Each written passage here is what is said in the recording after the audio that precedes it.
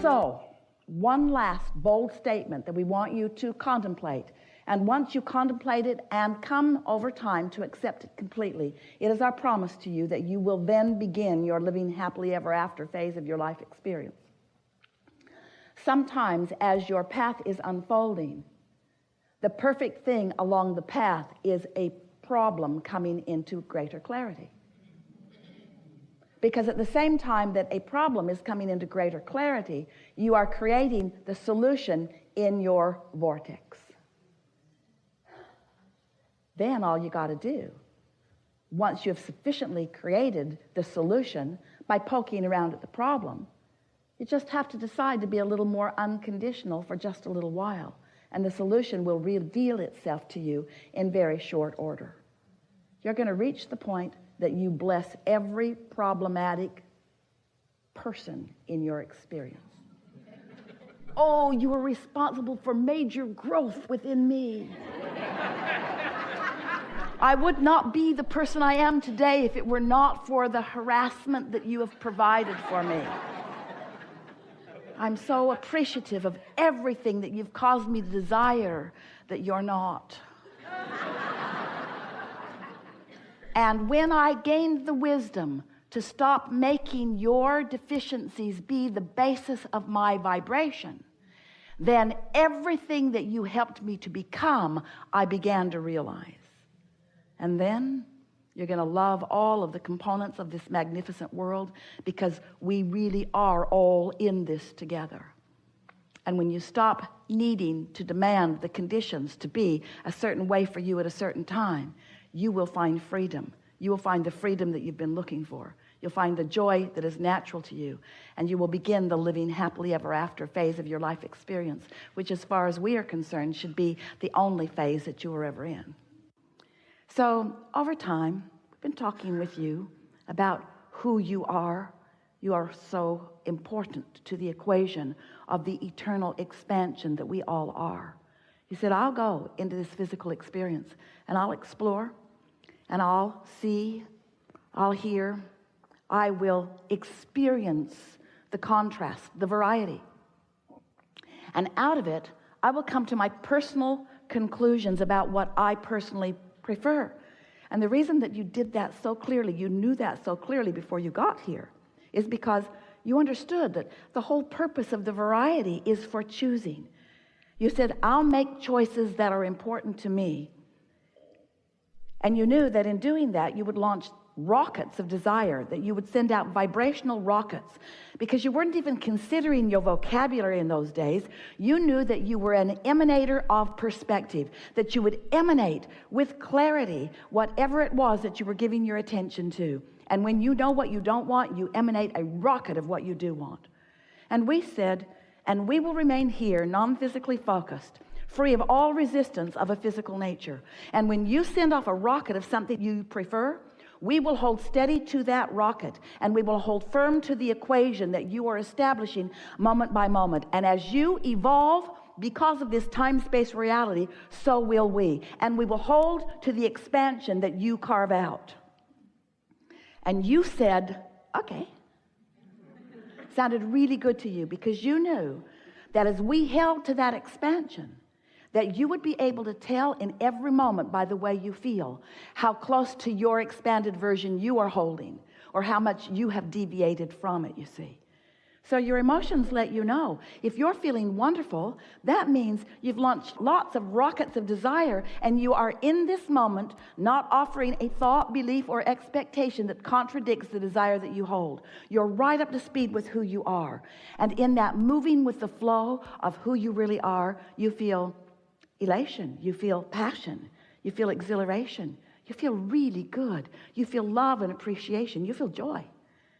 But if you are feeling frustration or overwhelmment, if you are feeling angst of any kind, if you are feeling anger, or if you are feeling grief, if you are feeling revenge, or any of those negative emotions that feel like despair or fear, then that means that your perspective in this moment is so far apart from the perspective of your source about the same thing. That's the most important thing to understand. It isn't that we are focused upon something entirely different and that's why we feel good. We're focused upon what you're focused upon and we feel good. And that is, no matter how you try to figure it out, what unconditional love really is. We maintain our alignment with that which is love, regardless of the condition. Now, Esther wants to say, well, Abraham, if you were in the condition where I am, you might be feeling differently. And we say, do not argue for your conditional limitations. If you will distract yourself from the condition that is causing you the separation from all that you are, from all that we are, from that which is life, from that which is love, from that which is source, if you'll just cut that out, you'll feel good. In other words, it's like the cork is bobbing up there on the surface of the water. You can hold it under the water. That's what negative emotion is. But when you let go of it, when you're distracted from whatever you're doing that's holding it down, it will bob right back to the surface where it belongs. And you are the same. If you're not bobbing, it's because you've got hold of things unnecessarily. You're holding the conditions of those unnecessary things in your thought patterns. And in doing so, you're practicing them because you think a thought for 17 seconds and another thought like it joins it. It doesn't take very much attention to something to get enough momentum going that you can cause what feels like true separation from your life, from your joy, from your clarity, from your abundance, from your well-being, from who you really are. So, cut it out. So, momentum is really a big part of this conversation in the wobble factor. Because if you are launching your rockets of desire, but then you're countering it with, well, I would like more money, but there's not enough. And I would like more money. I would really like more money, but I don't have enough. And I would like more money because I would like to pay my bills. I would like more money, but I don't know hardly anybody that's got enough money. And I would like more money, but the government is so screwy with our money. I would like more money, but the government takes way too much of our money. I would like more money, but my wife is a crazy woman with a credit card. I like more money, but my husband doesn't earn enough money. I would like more money, but my employer won't give me enough money. In other words, you get all this momentum going until you've got quite a wobble going on out here in the conditions that you are examining. And what goes wrong is that then when you think that the way that you get to the place that you want to be is by solving those conditions, what you find out is when the wobble is severe, you can't. The momentum is too great. You can't stop the momentum of those thoughts, those beliefs. A belief is just a thought you've practiced into a very strong vibration. So the beliefs that you've practiced that match your true trajectory or your path of least resistance, those thoughts, those beliefs serve you and feel good when you focus upon them. But those beliefs that contradict your true path or your true trajectory, they don't feel so good. And we're just saying, if you can catch that wobble in the earlier stage, it's really easy to deal with. But if you wait until it's out there and all kinds of conditions have occurred or been realized by you because of the consistency of the wobble, you see, you get what you think about whether you want it or not. So when you talk about what you want in the absence of it and what you want in the absence of it and what you want in the absence of it and what you want in the absence of it, you've got this mixed vibration going on and you're living some of all of that, and it's a rocky ride, isn't it? So now you know everything we know. Now you know everything about the laws of the universe that are important for you to know.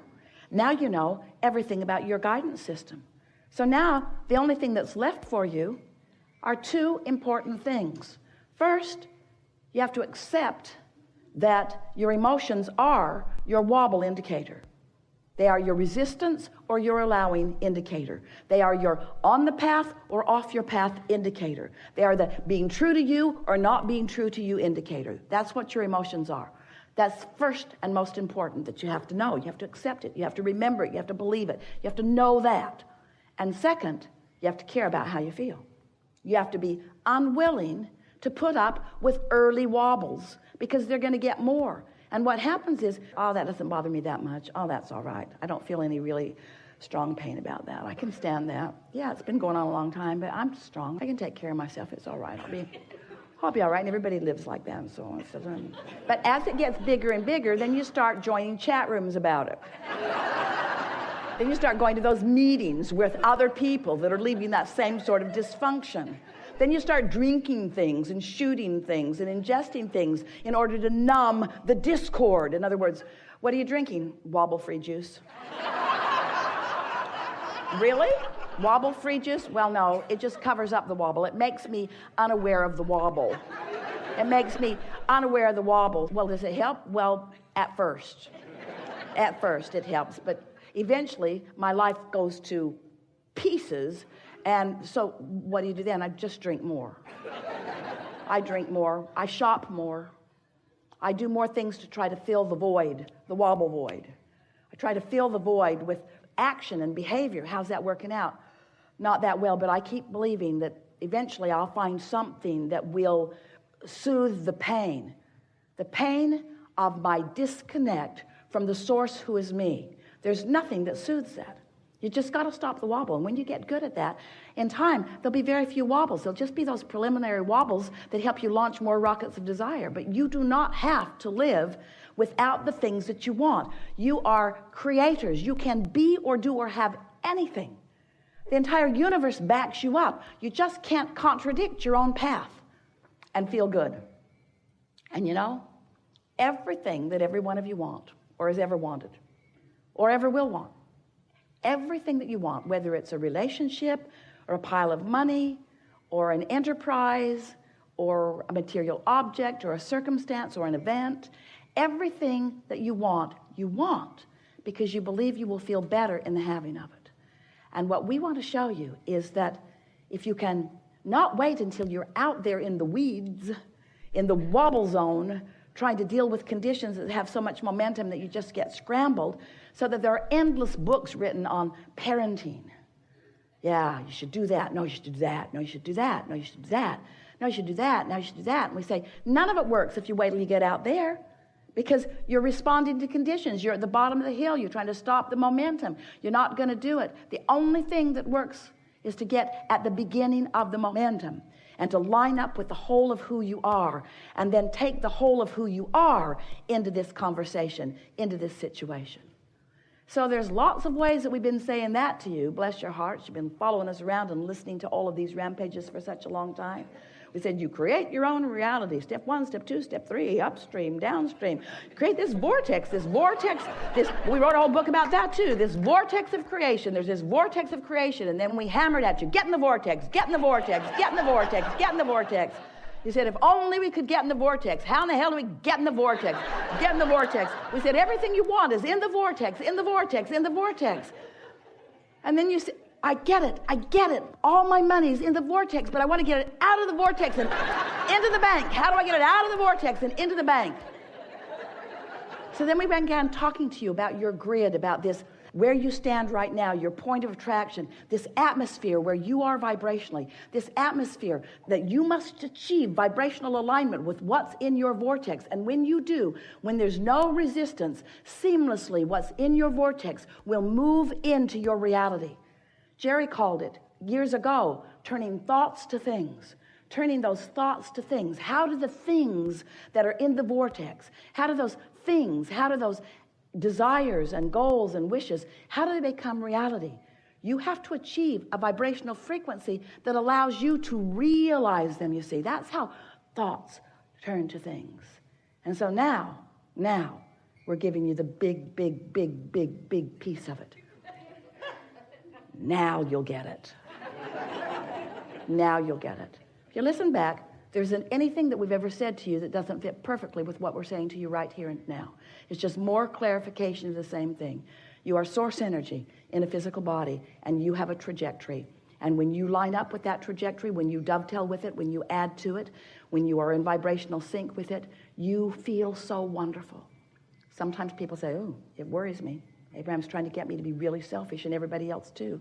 And if everybody's selfish, won't they do bad things to each other? And we say, no one ever does anything unkind to another when they are in vibrational sync with who they are. It is not a possible thing.